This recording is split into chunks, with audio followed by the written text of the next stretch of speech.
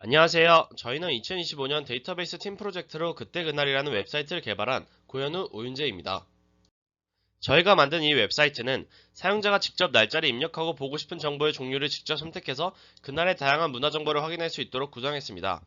예를 들어 내 생일이나 특정한 날짜에 어떤 뉴스가 있었는지, 또 어떤 영화가 개봉했는지, 또는 전 세계적으로는 그날이 어떤 기념일인지 궁금해하는 사용자가 많을 것 같아 그 점을 확인할 수 있게 구성했습니다.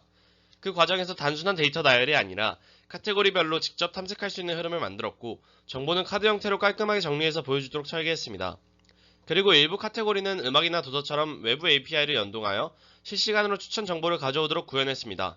특히 이런 추천은 단순한 목록 제공이 아니라 그날의 분위기나 감성에 어울리는 컨텐츠를 제공하는 것이므로 사용자가 더 몰입해서 즐길 수 있는 경험 중심의 탐색이 가능하도록 했습니다. 전체적으로는 단순한 검색을 넘어서 날짜를 중심으로 한 감각적 탐색 경험을 제공하는 웹사이트를 목표로 했습니다. 저희 웹사이트는 3Tier 아키텍처 3계층 구조를 기반으로 설계했습니다. 먼저 사용자가 직접 조작하는 프론트엔드, 입력과 로직 처리를 담당하는 애플리케이션 레이어, 그리고 정보를 저장하고 조회하는 데이터베이스 레이어로 나뉘어 있습니다. 프론트엔드에서는 HTML, CSS, 자바스크립트를 사용해서 날짜 입력, 카테고리 선택과 같은 인터페이스를 구성했고, 사용자가 입력한 값은 PHP를 통해 서버에서 처리되며 MySQL 기반의 MariaDB에서 관련 정보를 쿼리하여 불러옵니다. 전체 구현 흐름을 간단히 말씀드리면, 첫 번째, 날짜를 입력합니다. 다음 원하는 카테고리를 선택하고 마지막으로 결과가 카드 형태로 출력되는 구조로 되어 있습니다. 이후에 시연에서 직접 보여드릴 예정이라 이 부분은 간단히만 말씀드리겠습니다. 여기에 더해 음악과 도서과 같은 항목에서는 외부 API를 통해 실시간으로 정보를 가져오고 있습니다. 구체적으로는 음악 정보는 디스코스 API, 도서 정보는 알라딘 오픈 API를 활용해서 사용자가 입력한 날짜를 기준으로 관련 컨텐츠를 요청하고 그 응답을 JSON 형태로 받아와 카드 형태로 출력하도록 했습니다. 이처럼 내부 데이터베이스 정보와 외부 API 결과를 함께 처리할 수 있도록 PHP 중심으로 구조를 통합하여 설계한 것이 특징입니다. 이 슬라이드는 저희가 설계한 데이터베이스 구조 ERD입니다. 총 5개 이상의 테이블을 구성했고, 과제 조건에 따라 테이블 이름은 모두 P로 시작합니다. 데이터베이스의 중심이 되는 테이블은 pDate입니다. 사용자가 입력한 날짜 정보는 이 테이블에 저장되어 있고, 나머지 테이블들과 1대1 관계로 연결되어 있습니다. 예를 들어 하나의 날짜 pDate에는 여러 개의 역사적 사건 pEvent가 연결될 수 있고, 같은 방식으로 여러 개의 영화 pMovie, 기념일 pHoliday도 연결됩니다.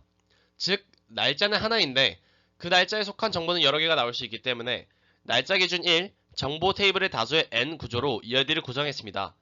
각 테이블은 MMDT 값을 기준으로 데이터를 조회하거나 연결하도록 설계했고, 필요에 따라 데이트 ID, 이벤트 ID 같은 기본 키 외래키 구조를 적용했습니다. 한편 음악이나 도서처럼 실시간으로 추천되는 항목은 API를 통해 가져오기 때문에 이 ERD에는 별도로 포함되지 않았습니다. 전체적으로는 날짜를 기준으로 여러 정보를 확장 가능하게 설계한 구조라고 보시면 됩니다. 저희가 만든 테이블은 총 5개 이상이고, 뉴스, 영화, 기념일, 사건 등 카테고리별 정보를 각각의 테이블로 나누어 관리하고 있습니다. 이 슬라이드에서는 이중 pMovie 테이블을 중심으로 설명드리겠습니다.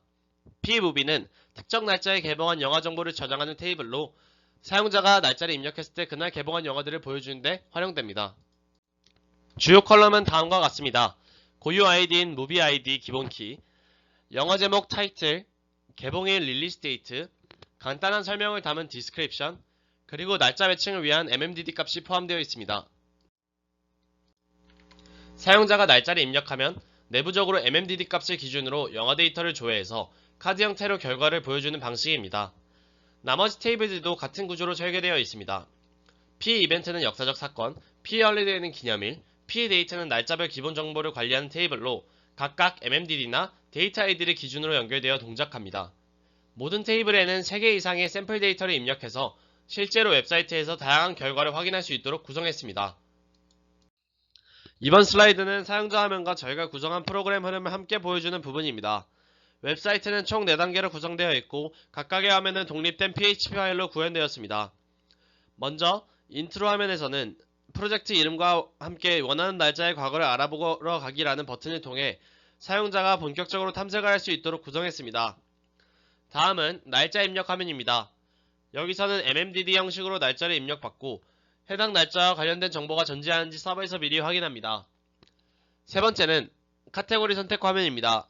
사용자는 뉴스, 영화, 음악, 기념일 중에서 보고 싶은 항목을 직접 선택할 수 있고 각 버튼은 직관적인 아이콘과 시각 효과를 포함해서 구성했습니다. 마지막은 결과 출력 화면입니다.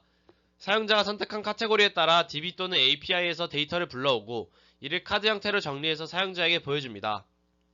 페이지 전체는 사용자 흐름에 따라 단계적으로 구성되어 있어 처음 방문한 사람도 쉽게 탐색할 수 있도록 UX 측면을 고려해 설계했습니다. 첫 번째는 인트로 화면입니다. 여기에서는 프로젝트 이름과 함께 버튼을 눌러 본격적인 탐색을 시작할 수 있게 했습니다.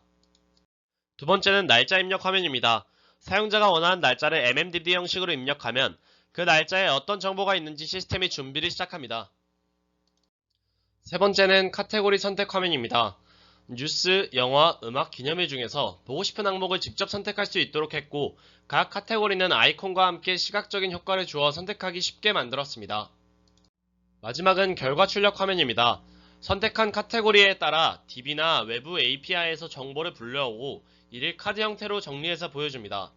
예를 들어 음악을 선택한 경우에는 디스코스 API로, 도서를 선택하면 알라딘 API로 실시간 정보를 가져와 출력하고 뉴스나 영화는 DB에서 날짜별 데이터를 조회해 보여주는 구조입니다. 그리고 만약 해당 날짜에 정보가 없거나 API 연결에 실패할 경우에는 사용자에게 안내 메시지가 뜨도록 예외 처리도 함께 구성해 두었습니다. 다음으로는 저희가 이번 프로젝트를 준비하면서 사용한 SQL문들의 예시입니다. 셀렉트문, 인서트문, 업데이트문, 딜리트문 예시를 하나씩 갖고 왔습니다. 셀렉트문은 역사적 사건을 조회하는 데 사용하였고, 인서트문은 기념일들을 추가하는 데 사용하였고, 업데이트문은 영화 제목 오타들을 수정하는 데 사용하였고, 딜리트문은 텍스트 데이터를 삭제하는 데 사용하였습니다. 다음으로는 저희가 이번 프로젝트를 진행할 때 각자 맡은 역할에 대해서 설명드리겠습니다. 고현우는 시스템 구조 기획, UI 구성, 음악 및 도서 API 연동을 담당했고, 오윤재는 백엔드 앱 개발, 뉴스 및 영화 데이터 처리, 안정성 확보를 위해 노력했습니다. 다음은 저희가 이번 프로젝트 때 협업을 진행한 방식입니다. 프로젝트 기획, EID 설계 등 초기 구조 설계는 2명이 함께 논의하며 진행하였고, 기능은 데이터 종류 API별로 역할을 나눠 개발하였습니다. 다음은 전 슬라이드에서 설명한 각자의 역할 분담이고 그 외에도 개발 중 발생한 오류는 함께 원인 분석을 통하여 해결하였고 각자 맡은 기능 외에도 SQL 구현, 테스트, 보고서 작성 등은 공동으로 분담하였고 역할은 명확히 나누되 기획부터 구현, 문서화까지 유기적인 협업을 진행하였습니다.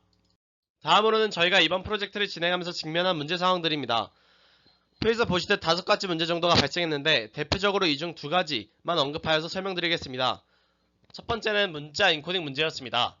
처음 뉴스와 책 제목을 출력할 때 한글이 깨져서 물음표 나 이상한 문자로 보이는 현상이 자주 발생했습니다.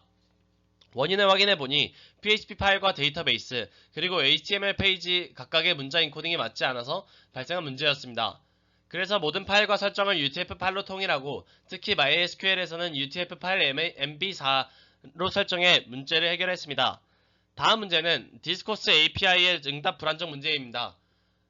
API를 통해 음악을 추천하는 기능에서 특정 날짜에는 결과가 없거나 로딩 시간이 너무 길어지는 경우가 있었는데요. 이 문제는 요청 조건을 간단하게 바꾸고 결과가 없을 경우에는 추천 결과가 없습니다 라는 메시지를 출력하도록 UX 개선을 했습니다. 이처럼 저희는 실제로 발생한 문제들을 직접 확인하고 원인을 분석해서 해결책을 적용하면 시스템을 안정적으로 구성할 수 있었습니다. 다음으로는 저희가 이번 프로젝트를 진행하면서 느낀 점 및 소감을 얘기하겠습니다.